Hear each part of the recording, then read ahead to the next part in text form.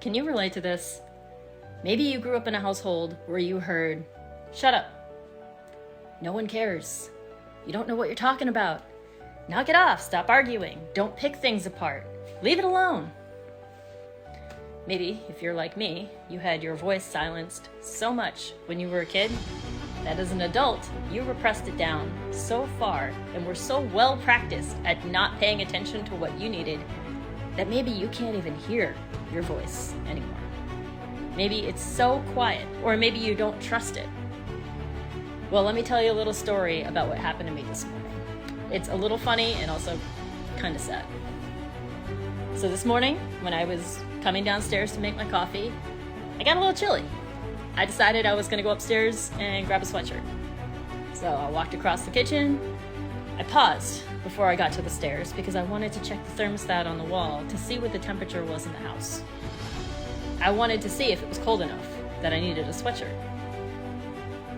I had already determined that I was cold and that I wanted a sweatshirt. And yet, for some reason, I needed outside information to validate that I was able to have a sweatshirt. I can't even get a sweatshirt without someone else or something else telling me that it's okay. I can't trust my own judgment on that. That blew my mind. I'm glad I noticed in the moment, because before I actually checked the thermostat, I went upstairs and got my damn sweatshirt. Now, I've been doing the work for years. I've been meditating for years to catch myself in present moment like that. So, first of all, really proud of myself that I was able to stop and catch it for what that moment was. But also, damn, that's depressing.